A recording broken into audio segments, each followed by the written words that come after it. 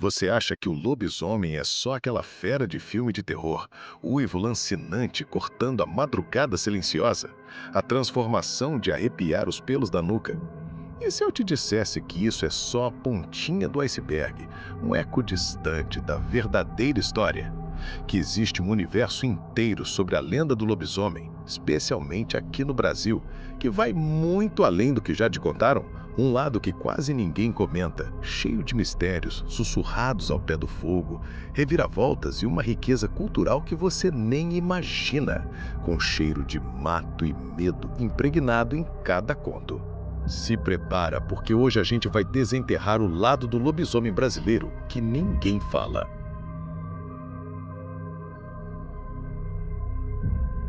A figura do lobisomem assombra o imaginário popular faz séculos, né? Seus grunhidos ecoam pelas noites mais escuras da nossa mente. Mas, aqui no Brasil, ela ganhou uns contornos tão únicos, bem diferentes daquele monstro clássico de Hollywood. A gente esquece muitas vezes que nossas lendas são um verdadeiro caldeirão cultural, fervilhando com ingredientes inesperados. O lobisomem brasileiro não é só uma criatura da noite. Ele é um espelho dos nossos medos mais profundos, crenças ancestrais e daquela capacidade incrível que o nosso povo tem de recontar e reinventar histórias, como o vento que molda a paisagem. Então, bora mergulhar fundo nessa lenda. Vamos xeretar suas origens cheias de mistura, descobrindo como a narrativa europeia se encontrou com um terreno fértil das crenças indígenas e africanas, sentindo o cheiro de terra molhada e a energia vibrante dessas tradições. A gente vai investigar as influências surpreendentes dos povos originários que já tinham suas próprias ideias sobre transformações e seres da natureza muito antes de qualquer colonizador pisar aqui. E o mais doido, vamos descobrir variações regionais do lobisomem tão diversas quanto o próprio Brasil. Algumas que, aposto, você nunca ouviu falar, cada uma com seu uivo particular. Esquece a bala de prata por um instante. O que a gente tem por aqui é bem mais complexo e, pode acreditar, muito mais interessante. Chegou a hora de conhecer o lobisomem que mora no nosso imaginário. Um ser cheio de facetas que vai te surpreender. Mas você sabia que nem sempre ele tem pelos ou anda sobre quatro patas? Continue aqui para descobrir.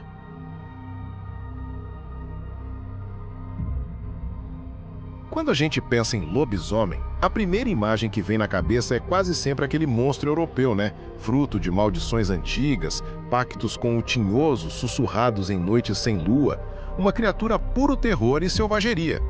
Só que a história do lobisomem que chegou por aqui no Brasil é, como quase tudo nosso, uma história de muita mistura, de sincretismo.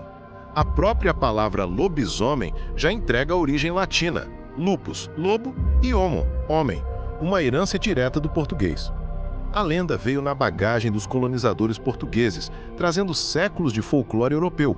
Por lá, o lobisomem já era uma figura complicada, ligado a medos antigos, a selvageria que não se doma e, com a chegada do cristianismo, a pecados e castigos divinos. Mas quando essa narrativa pisou em solo brasileiro, ela não ficou igualzinha não.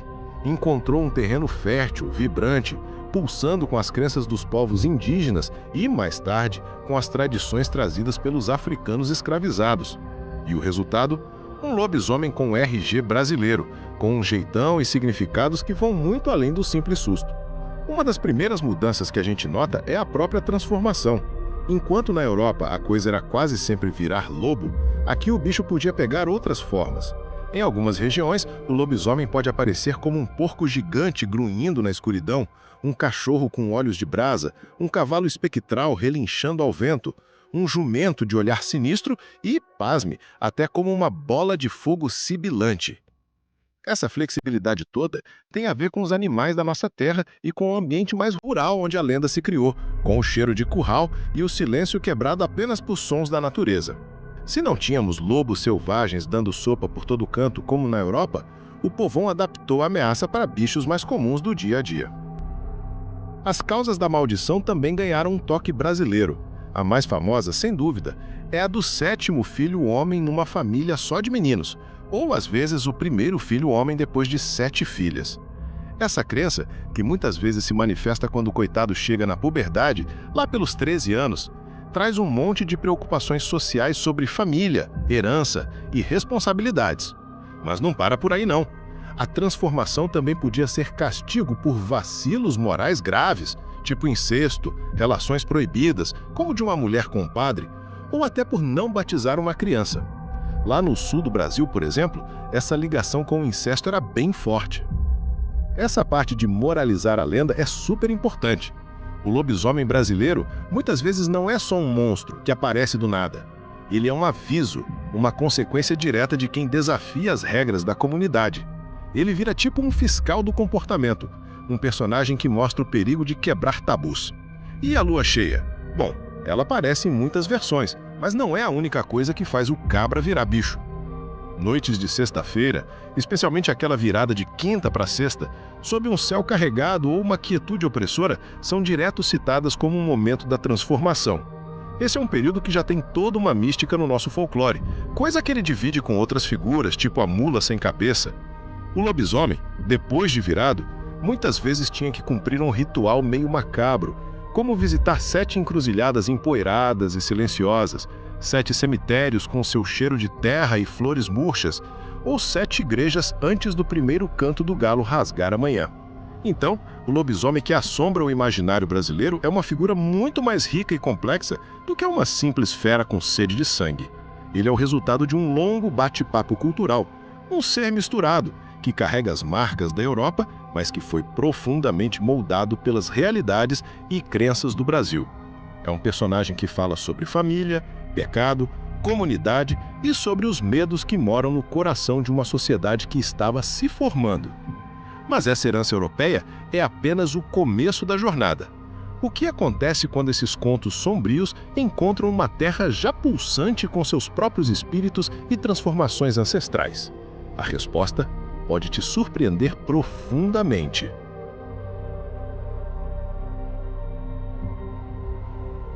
Quando os europeus chegaram trazendo suas histórias de homens-lobo, eles não encontraram um deserto de ideias por aqui, não. As terras que viriam a ser o Brasil já eram lar de um monte de povos indígenas, cada um com suas visões de mundo riquíssimas e complexas, cheias de narrativas sobre transformações, espíritos da natureza e essa ligação forte entre humano e animal, onde o arrepio na espinha podia vir do silêncio opressor da floresta ou do som de um galho quebrando na escuridão. Para entender o jeitão único do lobisomem brasileiro, a gente precisa dar uma olhada nessas influências ancestrais. Apesar de alguns estudos dizerem que não existia uma lenda igualzinha ao lobisomem europeu entre os povos indígenas antes do contato, o que não faltava eram crenças sobre a capacidade de pajés, guerreiros ou gente especial se transformar em bichos da floresta. Onças com seus rugidos ecoando pela mata densa, cobras sibilantes e ágeis ou outros seres poderosos. Mas essas transformações nem sempre tinham aquela vibe puramente do mal ou de castigo do lobisomem europeu. Muitas vezes estavam ligadas à força, proteção, sabedoria do xamã ou a uma conexão espiritual com o mundo natural. Essa mistura das crenças europeias com as indígenas deu origem a figuras e características únicas no nosso folclore. Um exemplo incrível é o capelobo, que alguns estudiosos chamam de lobisomem dos índios ou lobisomem da Amazônia. Imagina só, uma criatura meio humana, meio bicho, com corpo peludo e cabeça de tamanduá-bandeira, anta ou cachorro do mato. O capelobo solta uns gritos de arrepiar, capazes de gelar a alma, e é conhecido por sugar o cérebro das vítimas, principalmente cães e gatos, mas também caçadores.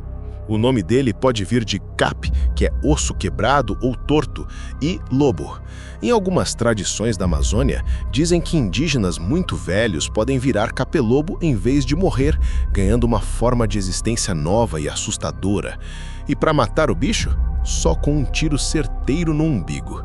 Essa figura, com esse visual que lembra nossa fauna e seus hábitos bem específicos, mostra direitinho como a lenda do Homem-Fera foi repaginada e adaptada para o contexto amazônico.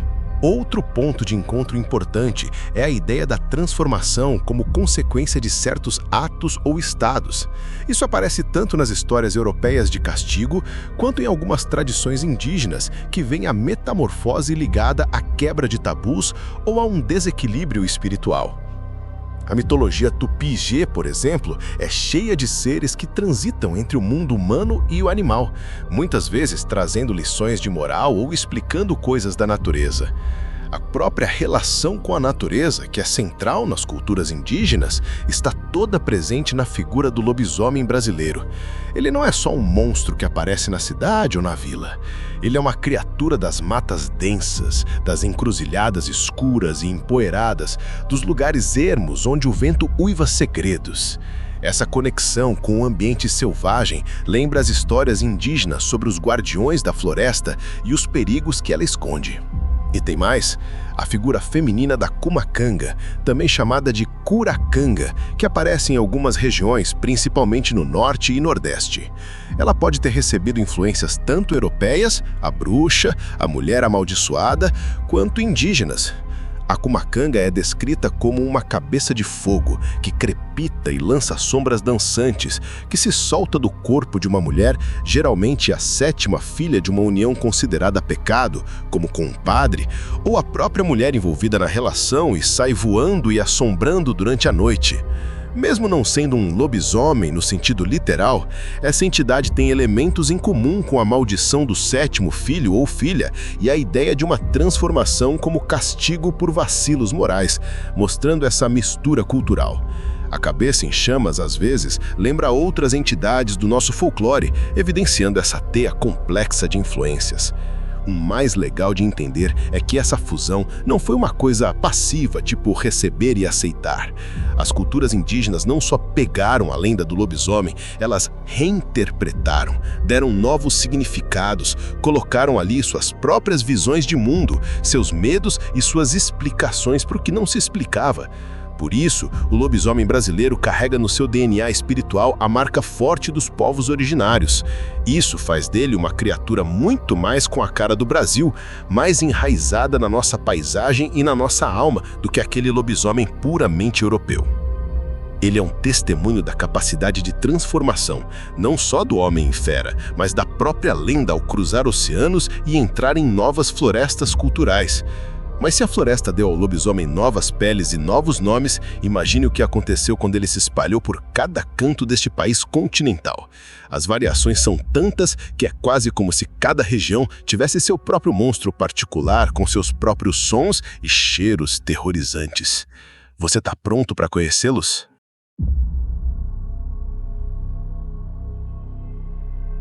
Se tem uma coisa que define o Brasil, é a diversidade. E com o lobisomem não ia ser diferente. Aquela imagem batida de um homem-lobo uivando para a lua cheia, que a gente vê tanto no cinema e nos livros, mal arranha a superfície da riqueza de variações que essa lenda tem pelo nosso Brasilzão afora. Muitas dessas versões regionais são pouco conhecidas fora de suas comunidades, guardando segredos e umas esquisitices que mostram a criatividade e as particularidades culturais de cada cantinho do país, cada uma com o seu próprio arrepio. Então, esquece por um momento essa ideia de um lobisomem único, todo padronizado.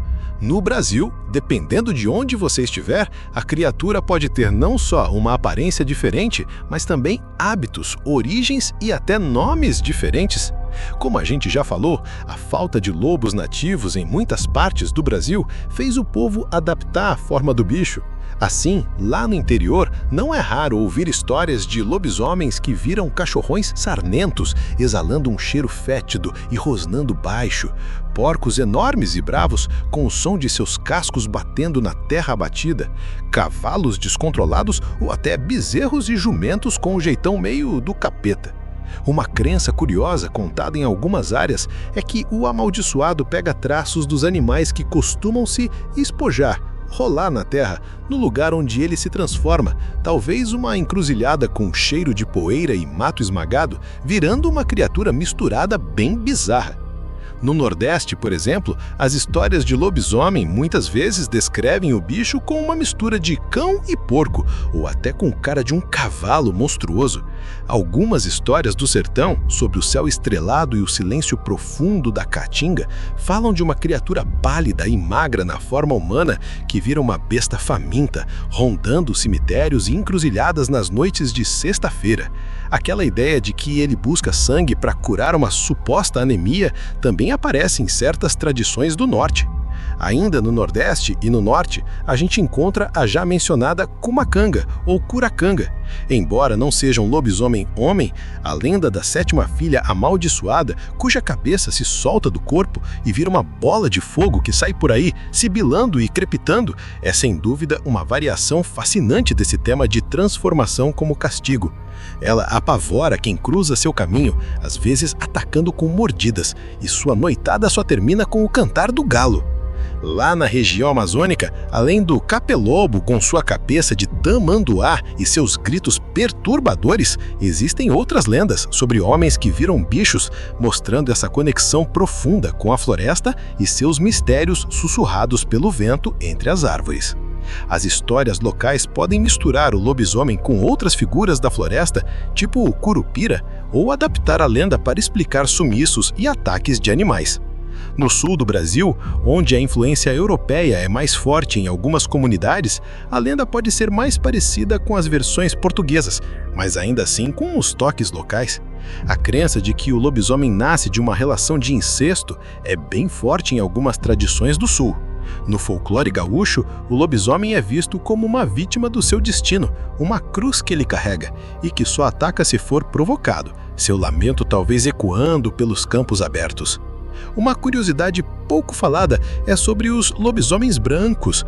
Algumas versões contam que seriam os espíritos de amaldiçoados que morreram antes de cumprir seu destino e continuam vagando como lobisomens fantasmas, e contra eles nenhuma arma comum funcionava, apenas o arrepio gélido de sua presença.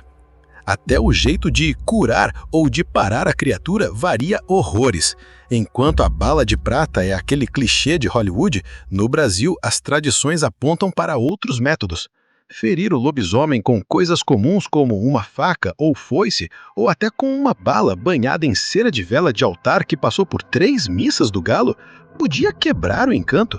Oferecer sal à criatura também é mencionado em algumas regiões como um jeito de fazê-la ir embora. Aí ela apareceria no dia seguinte em forma humana para cobrar o combinado. Mas descobrir a identidade do lobisomem era perigoso, viu? Mesmo humano, ele podia se vingar para proteger seu segredo. Essa variedade toda de lobisomens pelo Brasil é um verdadeiro tesouro do nosso folclore. Cada variação é um espelho das paisagens, dos bichos, dos medos e das tretas sociais da região que a conta. São esses detalhes que tornam o lobisomem brasileiro uma figura tão rica e que continua fascinando a gente, muito além de um simples monstro. Ele é, na verdade, um mosaico de monstros, cada um com a sua história para contar. Mas com tantas faces, tantos uivos ecoando de norte a sul, o que realmente significa o lobisomem para o Brasil?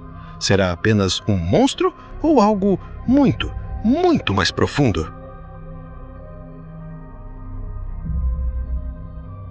Então deu pra ver que o lobisomem brasileiro tá longe de ser uma criatura de uma nota só, importada da Europa sem tirar nem pôr. Ele é a prova viva de como as lendas se transformam, um ser que largou a pele única do lobo para vestir as cores, os medos, os cheiros e as esperanças de um país gigante como o nosso. Desde suas origens misturadas, marcadas pelo encontro de culturas, passando pela influência profunda das visões de mundo indígenas que ecoam no som do vento na mata, até explodir numa infinidade de variações regionais, cada qual com seu uivo característico cortando a noite, o lobisomem que mora no nosso imaginário é um personagem complexo e totalmente enraizado na nossa identidade. Ele fala pra gente sobre pisar na bola e ser castigado, sobre os perigos da noite e os mistérios da alma humana. Mais do que um monstro para botar medo, o lobisomem brasileiro é um guardião de histórias, um porta-voz de comunidades que, através de seus uivos e transformações, expressaram suas angústias, seus valores e sua criatividade incrível. Explorar esse lado que ninguém fala do lobisomem é, no fundo, explorar um pouquinho mais da alma brasileira, com todos os seus sons, cheiros e silêncios arrepiantes.